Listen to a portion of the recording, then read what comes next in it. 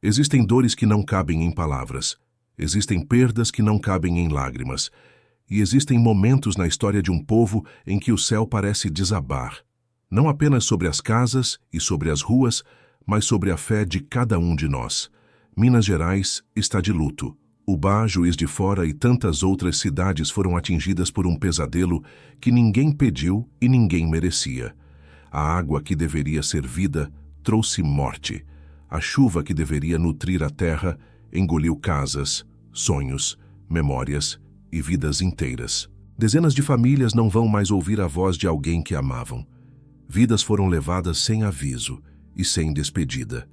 E mesmo agora, alguém em Minas ainda olha para onde era a sua casa e vê apenas lama e destroços. Alguém está segurando uma foto de um rosto que nunca mais vai ver. Alguém está gritando um nome que nunca mais vai responder. E eu não tenho como estar lá fisicamente. Mas a minha voz pode chegar até você que está sofrendo. E se essa voz carregar alguma verdade, algum consolo, alguma centelha de luz no meio dessa escuridão, então ela não terá sido em vão. Há quase 2000 anos, Jesus Cristo olhou para uma família destruída pela morte de alguém que ele amava. Seu amigo Lázaro tinha morrido, e o evangelista João registrou as duas palavras mais curtas e mais poderosas de toda a Bíblia. Jesus chorou. Apenas isso. 2 palavras. João, capítulo 11, versículo 35. Jesus chorou. O Deus que criou os oceanos, que separou as águas do Mar Vermelho, que acalmou tempestades com uma única palavra, olhou para a dor humana e não deu uma palestra. Não deu uma explicação teológica. Não pediu para as pessoas serem fortes. Ele chorou. Ele chorou junto com quem chorava. E se Deus chorou diante da dor, quem somos nós para exigir de nós mesmos que não choremos? Quem somos nós para dizer que chorar é fraqueza? As lágrimas são a linguagem mais honesta da alma. E Deus entende essa linguagem melhor do que qualquer outra. O psiquiatra Viktor Frankl sobreviveu a 4 campos de concentração nazistas, viu a morte de perto todos os dias durante anos. Perdeu sua esposa, seu pai, sua mãe e seu irmão. Tudo o que ele tinha lhe foi tirado. E no meio daquele horror absoluto, Frankl fez uma descoberta que mudaria para sempre a maneira como entendemos o sofrimento humano. Frankl percebeu que o sofrimento, por si só, não destrói uma pessoa. O que destrói uma pessoa é o sofrimento sem sentido. A dor que não leva a lugar nenhum. A perda que parece completamente aleatória e completamente cruel. Mas, quando o ser humano encontra um sentido, mesmo dentro da dor mais absurda, algo muda dentro dele. Não é que a dor diminua, é que a alma se expande para conter a dor. Frankl escreveu que quem tem um porquê para viver suporta quase qualquer como. E talvez esse seja o maior desafio para quem está passando por essa tragédia agora. Encontrar um porquê no meio do caos. Um porquê que não explique a tragédia, porque algumas tragédias não têm explicação, mas que dê forças para o próximo passo. E depois o próximo. E depois o próximo. Até que um dia, olhando para trás, você perceba que caminhou muito mais do que imaginava ser possível. O filósofo brasileiro Mário Sérgio Cortella costuma dizer que a vida é breve, a vida é urgente e a vida não pode ser adiada. E nunca essas palavras fizeram tanto sentido quanto agora. Porque as vidas que foram levadas em Minas Gerais nos lembram de algo que todos nós preferimos esquecer. Nós não temos garantia do amanhã, nenhum de nós, nem eu que falo, nem você que ouve. E essa não é uma verdade para nos paralisar de medo. É uma verdade para nos despertar, para nos fazer abraçar mais forte, dizer eu te amo mais vezes, perdoar mais rápido, ligar para aquela pessoa que está longe, olhar nos olhos de quem mora na mesma casa que você, mas que você já não enxerga de verdade há muito tempo. A urgência da vida não é sobre fazer mais coisas, é sobre fazer as coisas certas, enquanto ainda há tempo. O teólogo Richard Rohr dedicou sua vida a estudar como o sofrimento transforma o ser humano. E ele chegou a uma conclusão que, quando eu li pela primeira vez, precisei parar e respirar. Rohr escreveu que o sofrimento que não é transformado é transmitido. Pense nisso por um momento. A dor que você não processa, que você empurra para debaixo do tapete, que você finge que não existe, essa dor não desaparece. Ela se transforma em raiva, em amargura, em medo, em ansiedade. E você, sem perceber, transmite essa dor para as pessoas ao seu redor, para seus filhos, para seu cônjuge, para seus amigos, para quem está perto. Mas quando você tem a coragem de olhar para a dor de frente, de nomeá-la, de chorar o que precisa ser chorado e de gritar o que precisa ser gritado, algo começa a mudar. A dor transformada se torna compaixão, se torna sabedoria, se torna a capacidade de olhar para outro ser humano que sofre e dizer com verdade: eu entendo, eu já estive aí, eu sei como é. Henri Nouwen, um dos maiores escritores espirituais do último século, criou um conceito que ele chamou de o curador ferido. Nouwen dizia que as nossas feridas não são obstáculos para ajudarmos outros, são, na verdade, as nossas maiores qualificações, porque ninguém consola como quem já precisou ser consolado. Ninguém levanta o outro como quem já esteve no chão. Ninguém segura a mão de quem está afundando como quem já quase se afogou. E é exatamente isso que vimos acontecer em Minas Gerais. No meio da lama e dos escombros, vizinhos ajudando vizinhos, desconhecidos carregando desconhecidos nos braços. Pessoas que perderam tudo oferecendo o pouco que sobrou para quem perdeu ainda mais.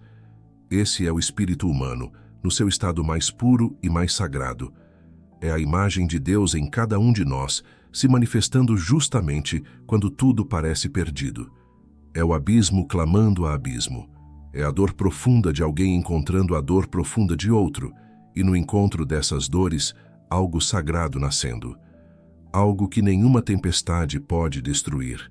Eugene Peterson, o pastor e teólogo que dedicou sua vida a traduzir a Bíblia na linguagem do coração humano, traduziu o Salmo 42 de uma forma que descreve exatamente o que Minas Gerais sentiu e ainda sente.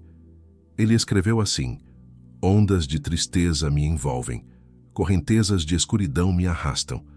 Cada onda que você envia me atinge em cheio, uma após a outra. Estou afundando.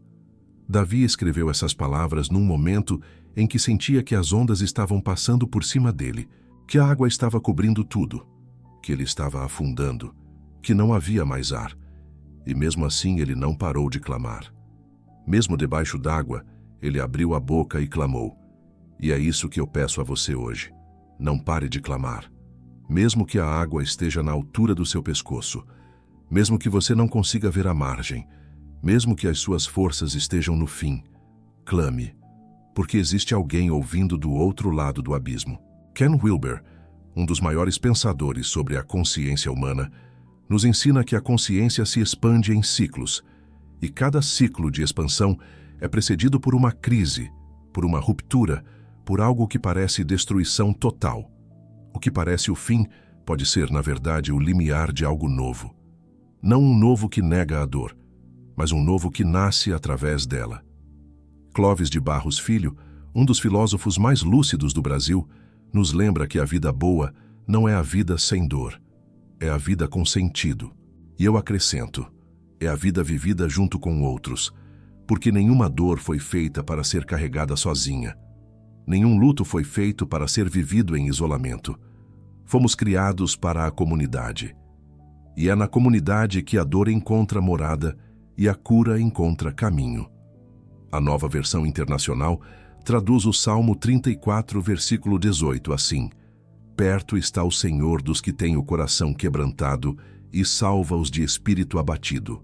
Mas Eugene Peterson traduziu esse mesmo versículo de uma forma que me parte o coração. Ele escreveu: se o seu coração está partido, você vai encontrar Deus bem ali ao seu lado. Se você foi chutado para a sarjeta, Ele vai te ajudar a levantar. Deus não disse que está perto dos fortes. Não disse que está perto dos que têm tudo resolvido. Disse que está perto dos que têm o coração quebrantado. Se o seu coração está partido agora, ouça bem. Deus nunca esteve tão perto de você quanto neste exato momento. Se você está em Minas Gerais, eu peço, procure ajuda, aceite ajuda. Não há nenhuma fraqueza em precisar do outro. A humanidade, Se você está em outro lugar do Brasil, olhando para essa tragédia pela tela do seu celular, não deixe que a distância te anestesie. Ore, doe, compartilhe, faça alguma coisa, qualquer coisa, por menor que seja. Porque quando a tragédia bate na porta do nosso vizinho, ela bate na nossa porta também. Somos um só corpo. A dor de Minas é a dor do Brasil. A dor do Brasil é a nossa dor.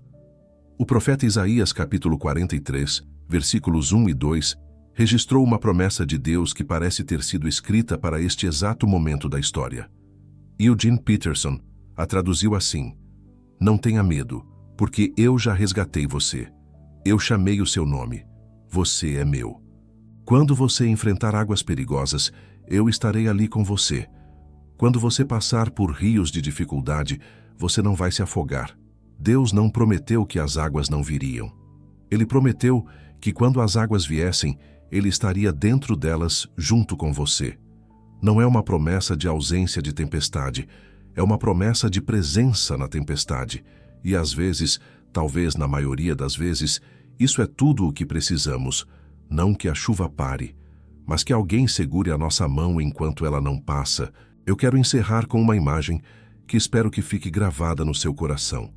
Depois que a maior tempestade da história bíblica passou, depois que as águas do dilúvio cobriram toda a terra e destruíram tudo o que existia, Deus colocou um arco-íris no céu e disse a Noé: Este é o sinal da minha aliança com vocês. O arco-íris não aparece no céu limpo. Ele só aparece quando ainda há resquícios de chuva no ar. Ele nasce exatamente no encontro entre a tempestade que está indo embora e a luz do sol que está voltando. E talvez seja isso que Deus está fazendo agora. No meio da chuva que ainda cai sobre Minas, no meio das lágrimas que ainda escorrem, no meio da dor que ainda pulsa forte. Ele está preparando um arco-íris. Você talvez não consiga ver ainda, mas ele está lá, sendo formado silenciosamente no exato ponto onde a sua dor encontra a luz. Minas Gerais, o Brasil inteiro está com vocês. E mais importante que o Brasil inteiro, Deus está com vocês. Ele não esqueceu de vocês. Ele não abandonou vocês. Ele está chorando com vocês. E Ele vai reconstruir com vocês, pedra por pedra, dia por dia, lágrima por lágrima, até que um dia, onde hoje só existe lama, exista uma casa nova. Onde hoje só existe luto, exista uma saudade que sorri ao lembrar. Onde hoje só existe escuridão, exista uma luz que nenhuma tempestade poderá apagar.